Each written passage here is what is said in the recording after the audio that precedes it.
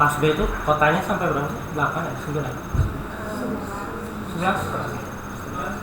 9-nya nggak ada.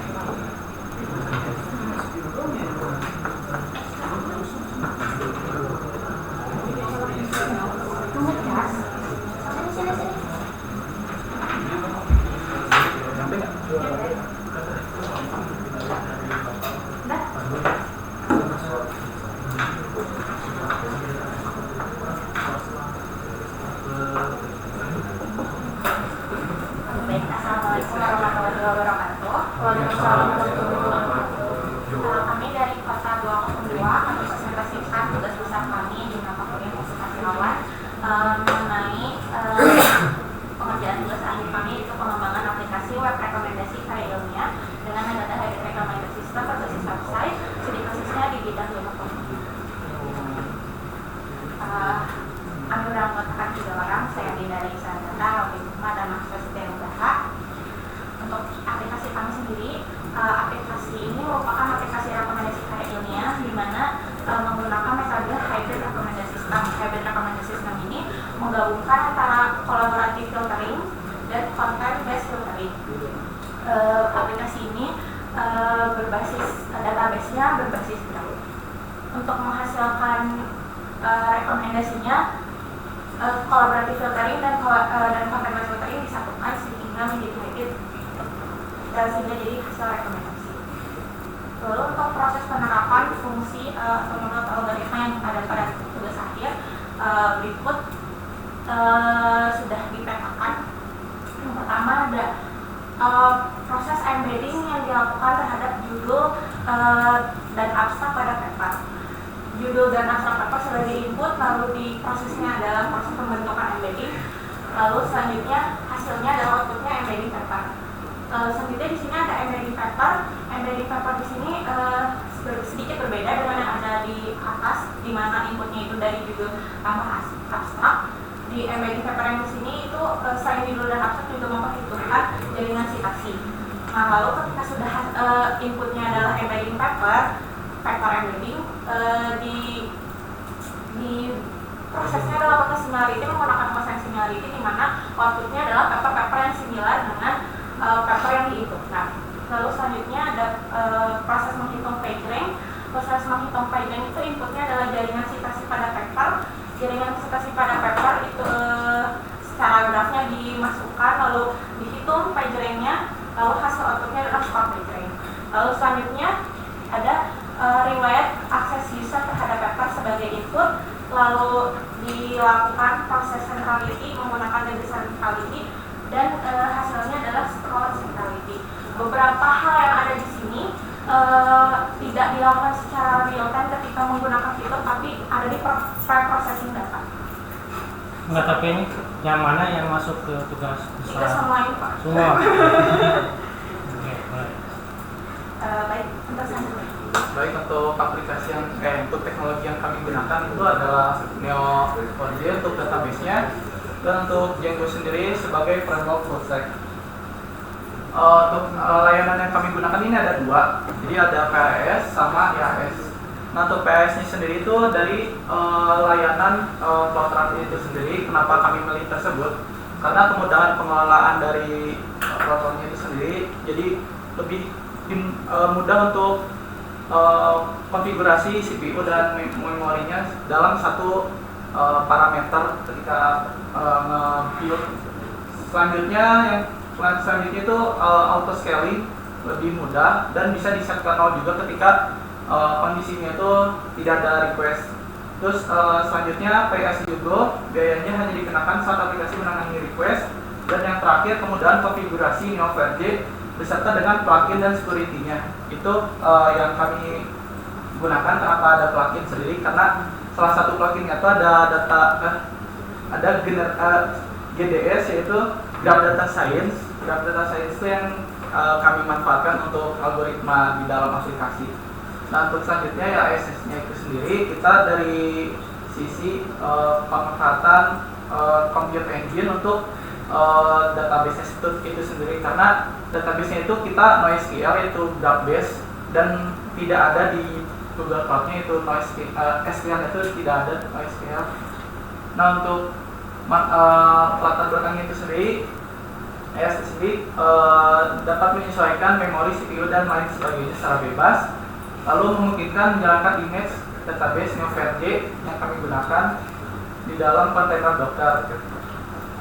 Untuk yang selanjutnya, Neo4j tidak didukung seperti alasan yang pertama, itu tidak didukung di Cloud SQL, jadi tidak ada, dan relatif lebih murah dibandingkan dengan Neo4j Aura yang ada di marketplace Google Cloud. Seperti yang sudah dijelaskan tadi, yaitu ada Kotlin dan Computer Engine untuk teknologinya. Baik, untuk selanjutnya untuk deployment diagramnya, di mana klien itu merequest melalui web browser terhadap Google Cloud Run melalui HTTP. Lalu untuk di Google Cloud Run-nya sendiri itu kami menggunakan Unicorn gitu ya untuk menjalankan aplikasinya, di mana untuk request yang masuk itu akan disamakan dulu atau dicek melalui ke URL terlebih dahulu, kemudian masuk ke view gitu. Nah untuk view-nya sendiri, jika proses tersebut membutuhkan data, maka akan memerlukan model, di mana untuk modelnya sendiri akan terhubung gitu ya dengan Neo4j yang ada di Google Compute Engine. Nah untuk interaksinya itu menggunakan BOM. Nah kemudian setelah selesai prosesnya akan ditampilkan kepada user, ke klien itu menggunakan template. Lanjut. Untuk selanjutnya, langkah-langkah implementasi dari deploy yang kami lakukan, itu kami menggunakan di Ubuntu yang ada di Windows, Ubuntu-nya Ubuntu 22.04 ya. Kemudian yang kali install Google Cloud CLI-nya. Nah untuk langkah-langkah itu, yang pertama buat proyeknya dulu, lalu konfigurasi ke project yang sudah dibuat, kemudian dihubungkan dengan build account-nya. Nah lanjut. Untuk selanjutnya, diaktifkan layanan API Google Cloud-nya, lalu membuat firewall rule untuk mengizinkan port Neo4j untuk dapat diakses. Nah selanjutnya itu buat instant main Neo4j gitu ya di Compute Engine-nya, di mana Neo4j itu akan dijalankan dalam bentuk Docker. Nah untuk selanjutnya instalasi Docker. Nah setelah instalasi Docker, selanjutnya itu menginstal Neo4j-nya gitu. Di sini lengkap. Karena kita menggunakan Apok dan JDS-nya, jadi diinstal juga untuk Apok dan JDS-nya. Lalu jalankan kontainernya yang berisi Neo4j tersebut. Lanjut. Selanjutnya, setelah dicek jalan, kemudian akses di browser gitu si Neo4j-nya. Lanjut. Nah, di sini tuh pastiin dulu gitu, apakah udah install atau belum si JDS dan Apok-nya.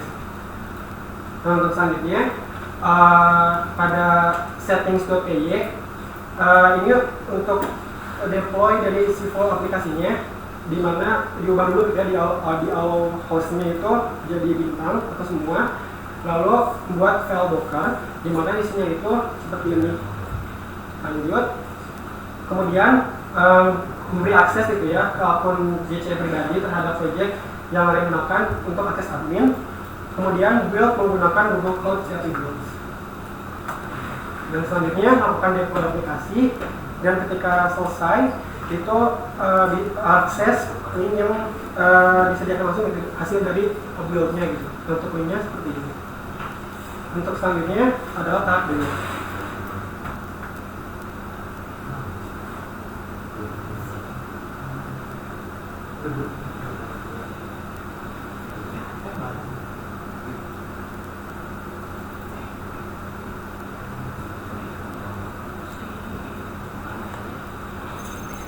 Ini habis berapa? Habis berapa itu? Sisanya dari total Oh, tadi masih free. masih ada. Pokoknya habisnya tuh sekarang sisa 3.700.000. Oh, masih banyak. Masih banyak. Soalnya penggunaannya dikit. Mungkin dikit. Kita misalnya contoh akan mencari OOP karena dataset yang kami ada di database itu tentang topiknya OOP saja gitu.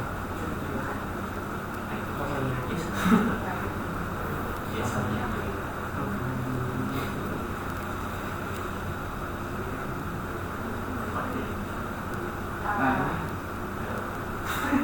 Enggak kok. Kan ini hasil pencariannya, kayak bisa dilihat detail dari apa yang nanti mau ini detailnya, lalu di sini ada rekomendasi berdasarkan paper yang sedang dibuka. Kenapa rekomendasinya diri sendiri, bemolar semua? Bimor Gitu, yang nulisnya nggak ada orang lain.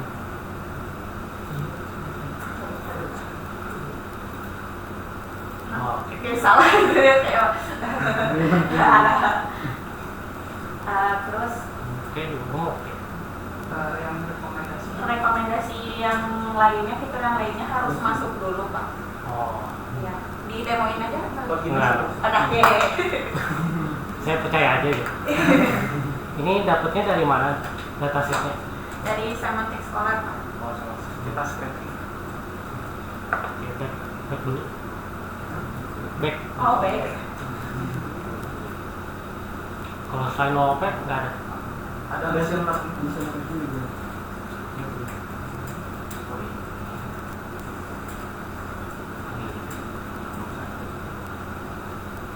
Ini kan ada istilah patch rank-nya, patch rank. Nah, itu cara ngitungnya gimana? Kenapa sih match rank algoritma review itu nomor 1? Sebenarnya Pak, pelajaran ini digunakan ketika si hasil kan jadi proses pencariannya itu si query pencariannya dibuat embeddingnya dulu, lalu dicari menggunakan constraint similarity paper-paper yang embeddingnya similar sama query-nya. Nah, ketika si nilai similarnya sama, baru digunain si pageringnya Pak. Jadi itu untuk bukan langkah lanjutan ketika ada nilai similarity yang sama. Ini kan kamu kan bilang semuanya dipakai tuh yang di demo ini. Ya, Berarti page rank itu letaknya ada di mana? di sini. Oke. Setelah ada machine learning dapat embedding, terus kan awalnya ini nggak ngurut misalnya. Awalnya ngurut Pak, tapi berdasarkan nilai similarity-nya. Oke. Ketika ada nilai similarity yang sama baru diurutin lagi Pak. Kebetulan yang itu machine learning gitu. Nah,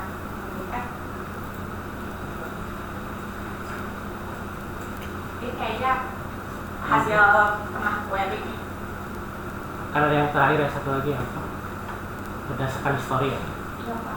Sorry. Sorry harus login. Nggak usah. Ini saya menarik Pak, tertarik. Yang GDS itu apa sih bentuknya? Plugin untuk development atau dia ada port yang diekspos atau gimana? Itu plugin Plugin aja. plugin aja tambahan. Karena pakai Django ya. Ini GDS itu Django juga. GDS itu dari Neo4j. Tapi kan Neo4j-nya tuh di satu lagi di AS-nya.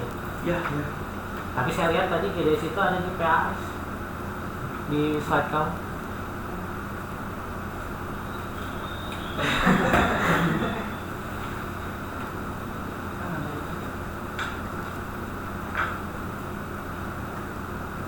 Bukan lagi sih. Udah masuk ke itu. Jadi apa? Di demo apa di langkah-langkah? Lupa sih, tadi ada kata-kata ini GDS. Ini bukan Pak. Oke. oh iya Pak. Jadi ini tuh sebenarnya terminal di SSH instance compute engine-nya Pak. Oh, di AS-nya. Ya, Berarti bareng sama Neo4j-nya.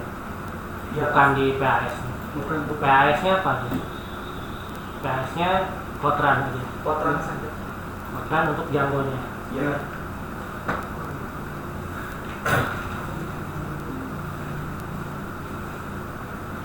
Ini ada kendala build kan ada banyak teknologi ya. Kalau untuk mungkin dari sisi ketika build database-nya dulu ya Pak. Jadi kan karena keterbatasan Neo4j-nya itu nggak ada di Google Cloud, jadi kita harus cari cara gimana caranya biar bisa diakses pakai Bolt dan juga HTTP. Bolt itu apa? Bolt itu apa ya? Untuk protokol gitu Pak, untuk diakses sama si aplikasinya. Kalau misal sama klien mah pakainya HTTP Pak. Oh, berarti IAS sama PAS diakses gitu Ya. sesama satu service gitu, sama satu ini Iya. pakai bot. Kalau yang orang luar pakai Kayak SDP. Ya. Bisa dari browser. komunikasinya apa aja di bot? Apa Pak? Komunikasinya apa? Kamu minta apa gitu? Berarti kan secara lokal ya bot itu anggapannya lokal antara GDS sama Django Django-nya sama Network ini. Kok YouTube sih? Ada yang nyambung. Siapa? What is going on, guys? It's me, Carlos. Today's tutorial, I will show you.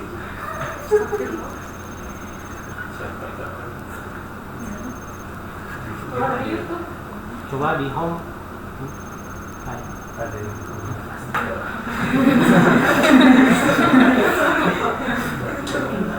Oke, yang paling detailnya nanti dijelasin ya tentang kata-kata baru itu kayak bot itu apa, dipakainya di mana. Kalau coba lihat di deployment diagram.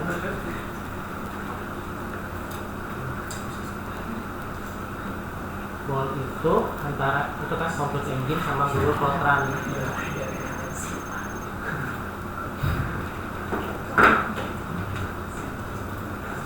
Itu kan ada komunikasi tuh, dia ngasih ngirim apa tuh antara Cloud Engine sama Compute Engine sama Cloud Run. Gimana contohnya? Contohnya kalau di Anggap aja dari ini deh, dari klien kan nulis object oriented. dari kalian misal nyari query, terus masuk ke sistem, terus sistem hubungin sama Compute Engine-nya tuh dari yang ini Pak, dari ENV environment. Jadi ada autentikasi, username database, password sama URI-nya. Itu komunikasinya otomatis kan, nggak manual kan, harus nulis ulang-ulang. Oh iya Pak, otomatis. Nah itu gimana tuh caranya?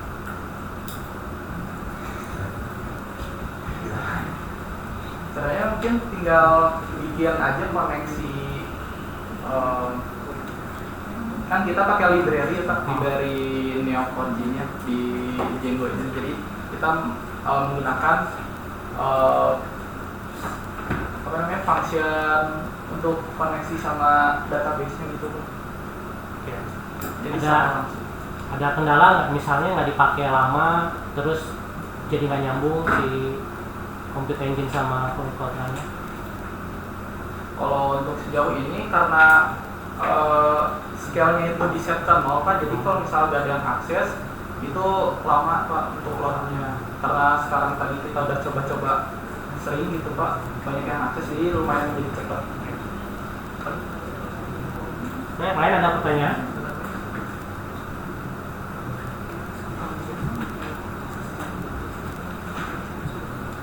Aman? Oke, aman, silakan ditutup aja.